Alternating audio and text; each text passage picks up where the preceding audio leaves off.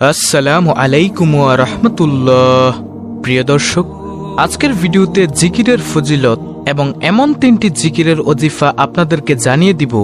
আপনার জীবন চলে গেলেও এই 3টি জিকির মিস করবেন না।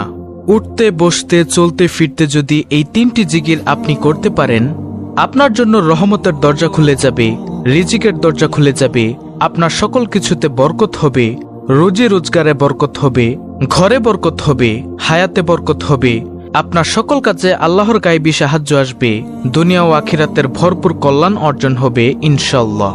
প্রিয় দর্শক, আমি নিশ্চিত আজকের এই আমলের আলোচনাটি আপনার জীবনের মোড় ঘুরিয়ে দিবে ইনশাআল্লাহ। তাই ধৈর্য ধরে ভিডিওটি দেখার ও শোনার জন্য অনুরোধ রইল।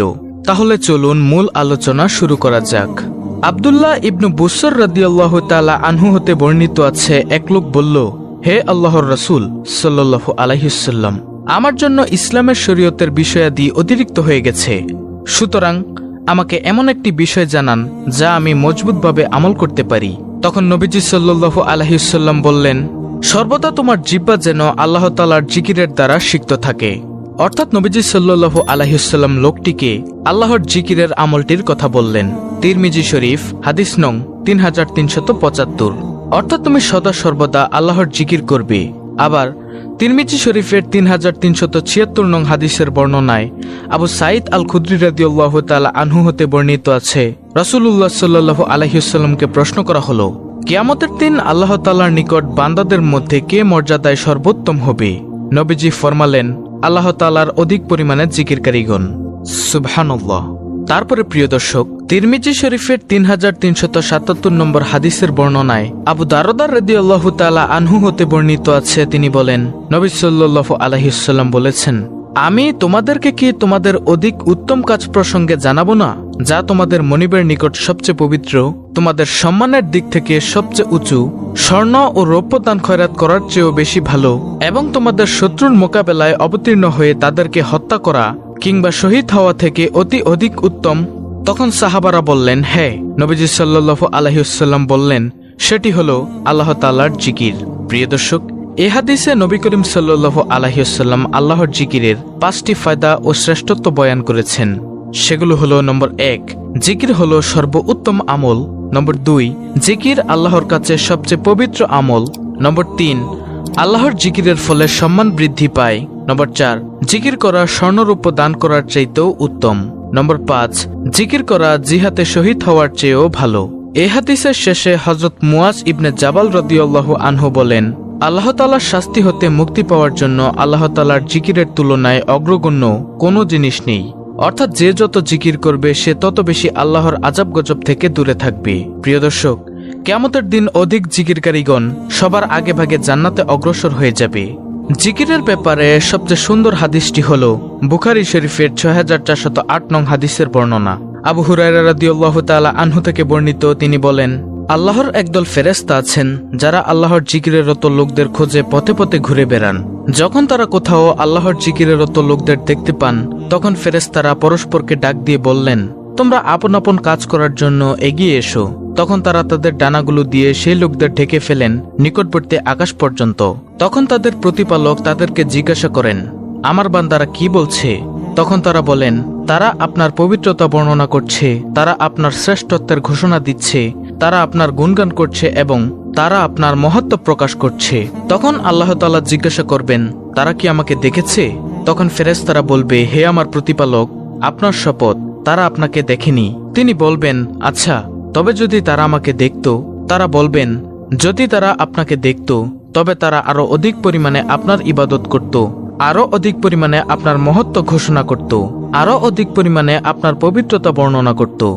বর্ণনাকারী বলেন, আল্লাহ বলবেন, তারা আমার কাছে কি চায়? তারা বলবে, তারা আপনার কাছে জান্নাত চায়। তিনি জিজ্ঞাসা করবেন, তারা কি জান্নাত দেখেছে? ফেরেশতারা বলবেন, না। আপনার সত্তার কসম, হে রব, তারা তা দেখেনি। তিনি জিজ্ঞাসা করবেন, যদি তারা দেখত তবে তারা কি করত? তারা বলবে, যদি তারা তা দেখত তাহলে তারা জান্নাতের আরো অধিক লোভ করত, আরো বেশি চাইত এবং এর জন্য আরো বেশি বেশি আকৃষ্ট হতো। আল্লাহ তাআলা জিজ্ঞাসা করবেন, তারা কি থেকে আশ্রয় চায়? ফেরেশতাগণ বলবেন, জাহান্নাম থেকে। তিনি জিজ্ঞেস করবেন, তারা কি জাহান্নাম দেখেছে? তারা জবাব দিবে, আল্লাহর কসম, হে প্রতিপালক, তারা জাহান্নাম দেখেনি। তিনি জিজ্ঞেস করবেন, যদি তারা তা দেখত তখন তাদের কি হতো? তারা বলবে, যদি তারা তা দেখত তাহলে তারা তা থেকে দ্রুত পালিয়ে যেত এবং একে অত্যন্ত বেশি ভয় করত। তখন আল্লাহ তাআলা বলবেন, আমি তোমাদের সাক্ষী রাখছি, আমি তাদের ক্ষমা করে দিলাম। তখন ফেরেশতাদের একজন বলবেন, তাদের মধ্যে অমুক ব্যক্তি আছে যে তাদের অন্তর্ভুক্ত নয়, বরং সে কোনো প্রয়োজনে এসেছে। আল্লাহ তাআলা বলবেন, তারা এমন উপনিবেশকারী যাদের মজলিসে উপনিবেশকারী বিমুখ হয় না। সুতরাং যারা কোনো মজলিসে আসে না বরং অন্য কাজে আসে এবং মজলিসের পাশে বসে তাদেরকেও আল্লাহ ক্ষমা করে দিবেন।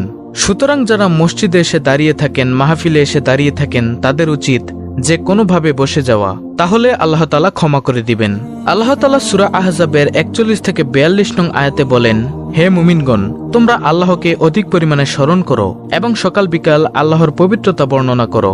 সুবহানাল্লাহ। প্রিয় দর্শক, এখন হলো মূল আলোচনা, কোন সেই 3টি জিকির যে জিকিরগুলিতে আছে দুজাহানের খাজানা।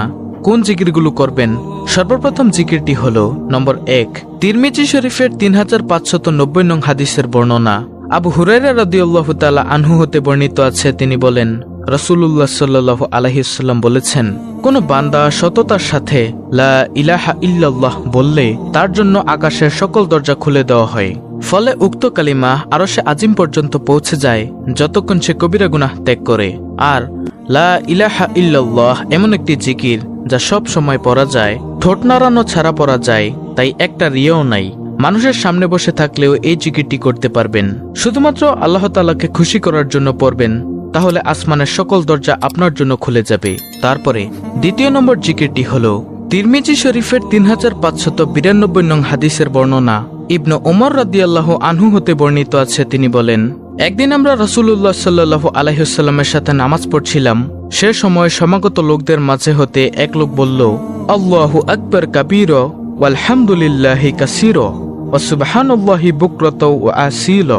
প্রিয় দর্শক, দোয়াটি আমি আবার বলছি, আল্লাহু আকবার কাবীরা ওয়ালহামদুলিল্লাহি কাসীরা ওয়া সুবহানাল্লাহি বুকরাতাও ওয়া আসীলা। তখন রাসূলুল্লাহ সাল্লাল্লাহু আলাইহি ওয়াসাল্লাম বললেন, এই বাক্যটি কে বলেছে? উপস্থিত লোকদের মাঝে এক লোক বলল, আমি হে আল্লাহর রাসূল সাল্লাল্লাহু আলাইহি ওয়াসাল্লাম। তিনি বললেন, এ দোয়ায় আমি খুব আশ্চর্যান্বিত হয়েছি। এই বাক্যগুলোর জন্য আকাশের দরজাগুলো খুলে দেওয়া হয়েছে। ইবনে ওমর রাদিয়াল্লাহু আনহু বলেন, রাসূলুল্লাহ সাল্লাল্লাহু আলাইহি ওয়াসাল্লামের কাছে আমি একথা শোনার পর থেকে কখনো তা পাঠ করা পরিহার করিনি। আর তা হলো আল্লাহু আকবার কাবীরা ওয়ালহামদুলিল্লাহি কাসীরা ওয়া সুবহানাল্লাহি বুকরাতাও ওয়া আসীলা। তারপরে প্রিয় দর্শক, তৃতীয় নম্বর জিকিরটি হলো এমন জিকির যে জিকিরটি করলে আপনার দুনিয়ার সকল নেক মাকসুদ পূরণ হবে, অভাব দূর হয়ে গায়ে শক্তি হবে। যেমন সূরা হুদের 52 নং আয়াতে আল্লাহ তাআলা বলেছেন, আর হে আমার কওম, তোমাদের পালনকর্তার কাছে তোমরা ক্ষমা প্রার্থনা করো, অতঃপর তারই প্রতি মনোনিবেশ করো। তিনি আসমান থেকে তোমাদের উপর বৃষ্টিধারা প্রেরণ করবেন এবং তোমাদের শক্তির উপর শক্তি বৃদ্ধি করবেন। তোমরা কিন্তু অপরাধীদের মতো বিমুখ হইও না। সুতরাং যে কোনো কাজে মনে মনে ইস্তেগফার করুন, সে কাজে আর ক্লান্তি অনুভব হবে না, কারণ আল্লাহ তাআলা শক্তি বাড়িয়ে দিবেন। এই জিকির দ্বারা মনের শান্তি প্রশান্তি আসে। যেমন সূরা রাদের 28 নং আয়াতে আল্লাহ তাআলা বর্ণনা করেন, আর যারা বিশ্বাস স্থাপন করে এবং তাদের অন্তর আল্লাহর জিকির দ্বারা প্রশান্তি লাভ করে, জেনে রাখো আল্লাহর জিকির দ্বারাই অন্তরসমূহ শান্তি পায়।